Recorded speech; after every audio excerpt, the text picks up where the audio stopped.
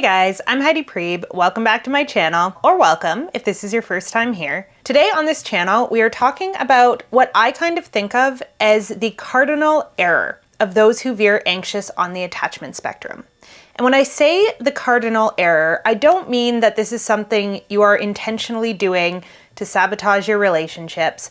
What I mean is that there is this kind of blind spot, this area where your attachment system does one thing that tends to get you the direct opposite of what you want out of your relationships. So today we're going to talk about what that is, as well as how to work with it when it comes up so that you end up getting more of what you do want and less of what you don't, instead of the opposite in your relationships.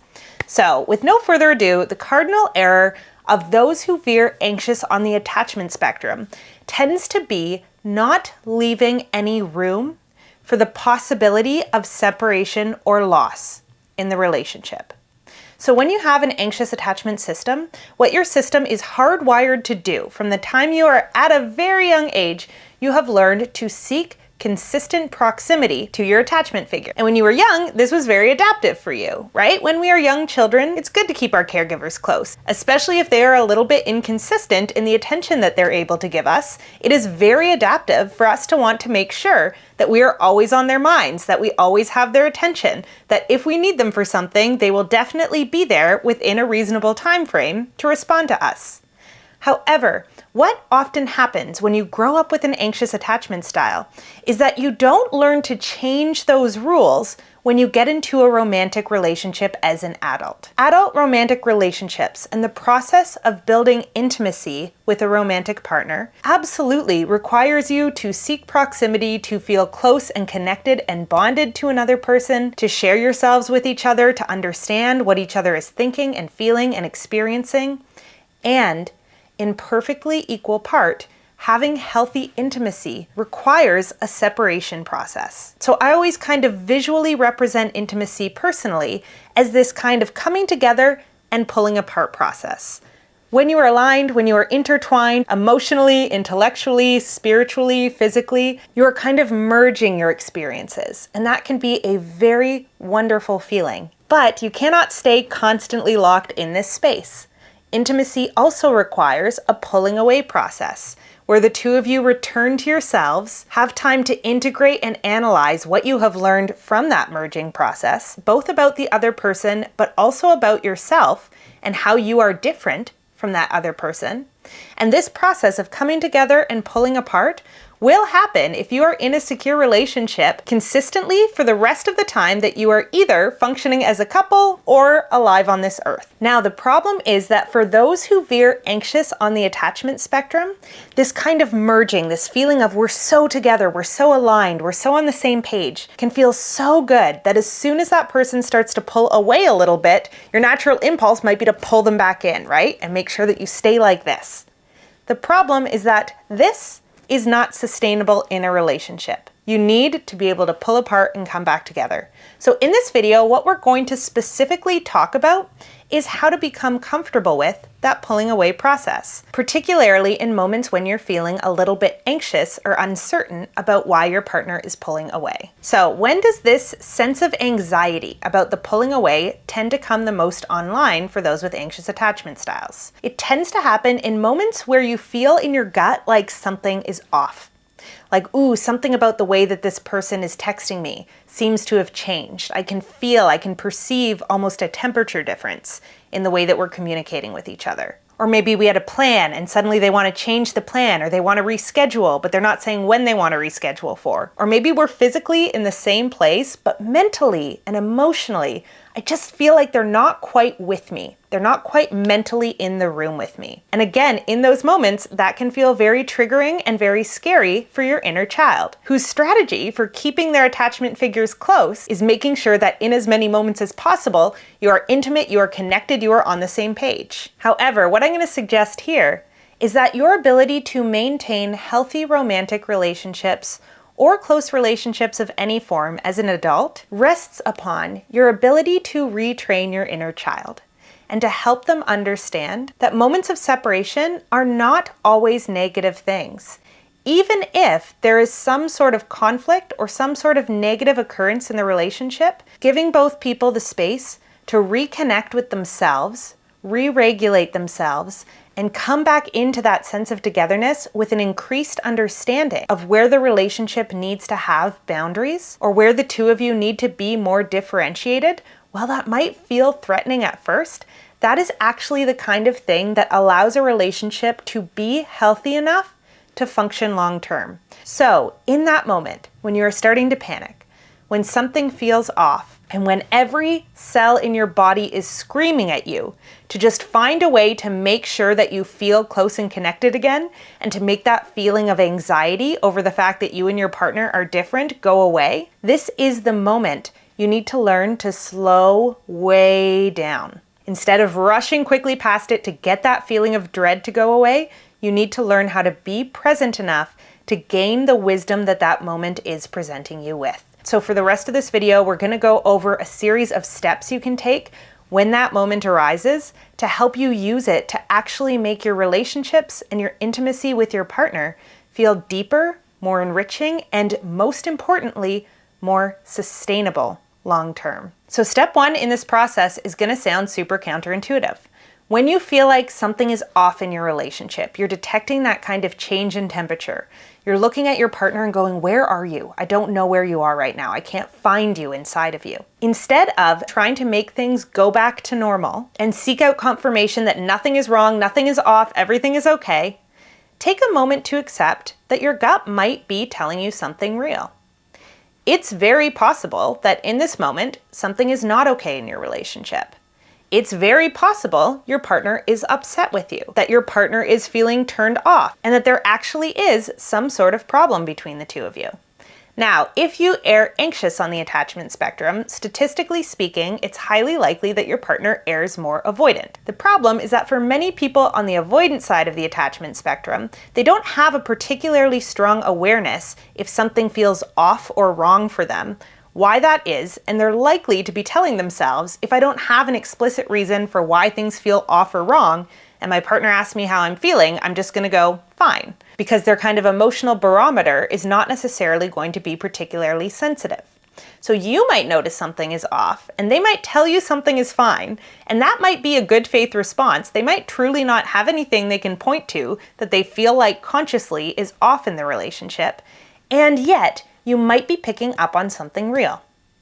Now, the goal at this point in the process is not to figure out what that thing is and fix it. A lot of the time, problems take a great deal of time to emerge and for people to become consciously aware of what and where they are in a relationship. What we're trying to do at this point is just learn to not panic at the thought that maybe there is something wrong. Secure relationships include things going wrong. They include partners having conflicts, having differing interests, having differing perspectives, finding ways in which they aren't perfectly aligned. But those problems need time and patience to rise to the surface sometimes. It's not uncommon in a relationship for something to kind of feel off for a little bit, and for both people to not really know how to put a finger on it, and for it to take a little bit of time for that problem to properly bubble up to the surface where it can be dealt with. But in order for it to bubble up to the surface, it needs to be given the time and space that is necessary to do that, which might require things just feeling a little bit uncomfortable for a little bit of time. And so step one is to just accept, I'm feeling something off, I'm having a panic response about it, but it is my job in this moment to remind my inner child that it's okay for something to be a little bit off in a relationship. Asking my partner to reassure me that something is not off when my body is telling me that something is, at least for me, right? If I'm feeling anxious, it means for me, something is off, is just gonna get us this kind of ghost version of the relationship. And it's not really gonna work anyways, right? If I feel in my gut like something is wrong, I go to my partner, they tell me, no, everything's fine. It doesn't make it fine. I'm still gonna feel that difference. I'm gonna feel that disconnect. We're not gonna be in that easy, connected, intimate space that flows so naturally. And your body does know the difference. So step one is accepting if you feel like something's off, then it is. It is because it's at least off for you inside of your own body. And it's your job to step in as your inner adult and let your inner child know, even if my relationship has a problem in it right now, my relationship with you as your loving parent is still okay, and I will take care of you through whatever comes next. So we don't need to immediately panic and try to fix a problem that isn't fully formulated yet. So step 2 is very tied in with this. Step 2 is just allowing yourself the space to recognize that what you are doing when you are fixating on wanting your partner to go back to normal and act the way they normally do around you is you are trying to get your partner to re-regulate themselves so that you can siphon regulation out of them. Now, this is not intentional, it is not malicious, however, it is a key part of attachment patterning that comes online when we revert to our child selves. When we are in child self, and this is often what happens when we get triggered into an anxious attachment strategy, we forget that we are capable of regulating ourselves as adults, and we start looking for someone else who seems competent and regulated, who can help us return to our own sense of equilibrium. The problem is that when we are in child self, we are forcing other people into parent selves. When someone is in parent self, they're putting all of their own true emotions and feelings aside in order to cater to the needs of someone who is dysregulated. And when you are in a child self, parent self dynamic, things might get kind of superficially solved in the moment, but in the long term, that is not a sustainable dynamic whatsoever.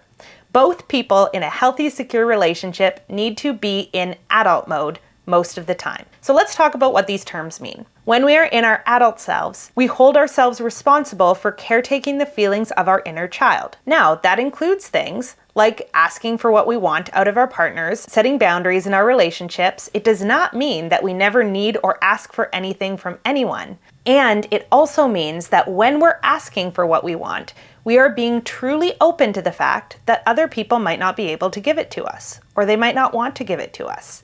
And in order to stay respectful of others, like an adult, we have to accept other people's limitations, boundaries, and needs, including their needs for things like taking space to regulate themselves. So this step is probably going to be the most difficult one for you if you have an anxious attachment style and you're feeling kind of triggered and activated and desperate to get your partner back to normal. And what you want to do here is get really clear in your own mind, as silly as this sounds, between who you are and who your partner is. So chances are, if you're in child self, you are completely dissociated from your own emotional experience. And you are probably staring at your partner going, oh my God, get back to normal, treat me kindly, treat me with warmth, treat me with love. How do we get back to this place of intimacy? And the job here is to slow down and go, I am not located inside of my partner. That is them. They are a separate person from me. I am located inside of me, inside of my physical body. So let me take a minute, as stressful and as difficult as it feels, to locate myself. What is it like to be me in this moment? Where is my butt? Is it on a chair? Am I standing up? Where are my arms? Where is my face? What's going on with my breath? What does it feel like in my stomach, in my chest, in my neck? Where am I and what sensations am I having in this moment? And if you're really struggling to access them, notice that. Notice that you might be hyper tuned into your partner's tiny facial expressions and body movements and tone of voice, but you're finding it very difficult to focus on your own. Just notice that and name it, right? I'm having trouble differentiating myself from my partner right now.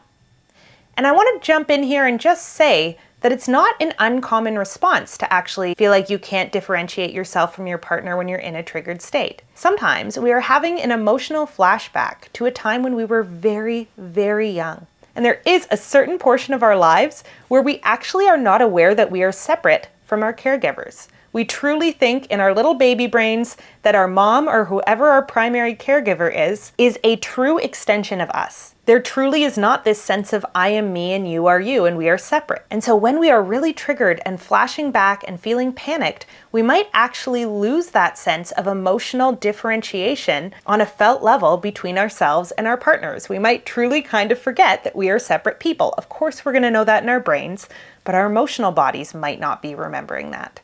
And so this step is all about doing whatever it takes to get yourself emotionally differentiated. That could mean grounding yourself in the body. It could mean stepping out of the room and calling someone and talking to them about anything but your partner. It could mean checking your work email if your work has nothing to do with your partnership. It could mean dropping in on a group chat that you're a part of and chatting about what you're going to do this weekend. You might want to make a playlist of songs that do not at all remind you of your partner, but that do remind you of your relationship with yourself. And that playlist might be something you want to put online in those moments where you're really struggling with differentiation. The important part is doing something that helps you remember that you are a completely separate entity from your partner, because your emotional self actually might not be remembering that right now. Whatever it takes to get you back into adult self is going to be hugely helpful in that differentiation process, right? What you're doing is allowing you to go from here to them starting to pull away, and instead of clinging and bringing them back, you're going to go, okay, let's see if I can actually take a few steps back. Okay, what about a few steps more? And acknowledging that this is a very natural part of the process. Sometimes I see those with anxious styles talking about how they're being avoidant if they're taking space or if they're exercising their autonomy. In a lot of cases, you're not being avoidant, you're being secure. It is a very secure thing to, when you are emotionally dysregulated, take some time to center yourself, connect to the people and passions and commitments you have outside of your relationship, resource yourself, and then come back to the relationship only when you feel like you are in your adult self. And step 3 is accepting exactly that. Accepting that when you are in these moments of disconnection, when something feels off, but you can't put your finger on it, when you feel like some space is starting to form in your relationship, recognize that this is that 50% of the intimacy process that involves the two of you separating. So this is about normalizing those moments of disconnection for your distressed inner child. Letting them know what's happening is okay, and it's a normal part of adult relationships. There will always be times when partners are a little bit less close than other times. This will happen in small and large ways over the course of your entire life. So what you have to do here is have a talk with that inner child and let them know that the fantasy they have of always being super close and intimate and connected and never feeling alone for a moment is not a realistic portrayal of secure adult relationships. It's a fantasy. And that's a talk you're going to have with that kid to let them down easy. Let them know that secure love involves points where you pull away from each other and where you experience that sense of loss and disconnection as a result. And I want to be clear that this is probably especially true if you're in a relationship where both people are not securely attached or were not born securely attached. When you are working with a higher number of triggers, you are going to feel more pain, more moments of separation, more moments of loss, because you are both working your way towards a new way of relating, and that is going to feel overwhelming for one or both of you at various points. And if you want to give your relationship the best possible fighting chance of making it, you're going to need to learn how to tolerate those moments without panicking, and accepting that they are going to be a part of that process. So this step is just about orienting yourself. Maybe yesterday or earlier today, we were here, and now we're here. And that's a good thing.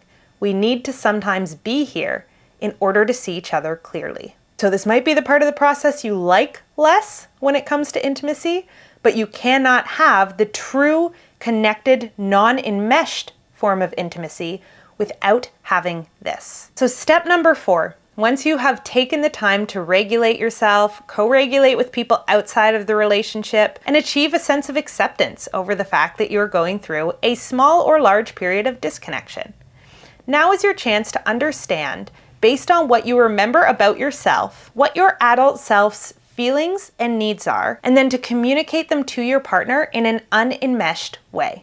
So in order to communicate in a non-enmeshed way, we first have to locate the feelings we're having inside of ourselves. So an enmeshed feeling is, I feel like you're mad at me. You can't have a feeling that is located inside of somebody else's body, right? That feeling of someone else is mad at me, what does that feel like in your body? Does it feel like this kind of tense energy where you're feeling scared and frozen? Or does it feel like this very activated kind of stressed out, panicked response? Like you want to reach into your partner and pull out whatever it is that you feel like you're perceiving. Figure out what it feels like in your body and communicate your body's response using only I language. I feel a sense of disconnect and I feel sadness about that. and I don't know what's going on, but I know that I've been feeling a little bit on edge, and I don't want to feel on edge. I don't like it. So I wonder if we could have a conversation where we just put both of our feelings out there, and maybe I can share some ideas I've had about boundaries or agreements I would like us to make inside of this relationship, so that I can make sure that I feel safe to fully invest in this relationship and to continue to build it. And if your partner is down for that, that's great. And if they don't really care or they're not interested in having that conversation, that's also very important information about what you need to do to keep your inner child safe, right?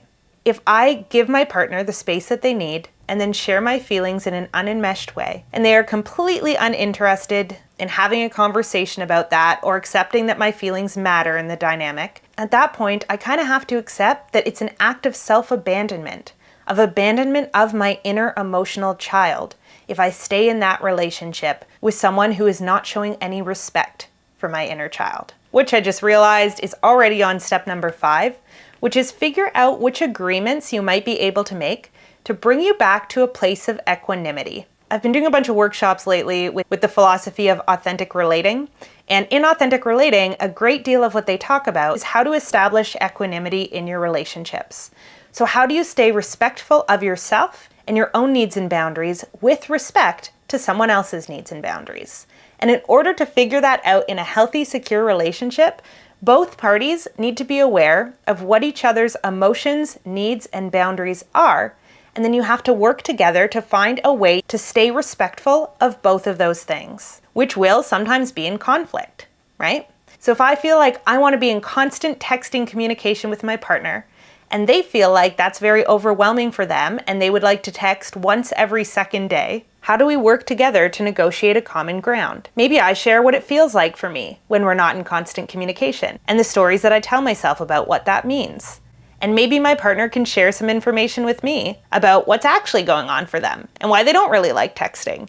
And maybe the story that I was imagining, my partner hates me, they're uninterested, is totally different than the truth of their experience. Maybe they just really don't like checking their phone that often. Or maybe they do feel like we've been in too close of communication. Maybe they feel like there isn't breathing room in the relationship.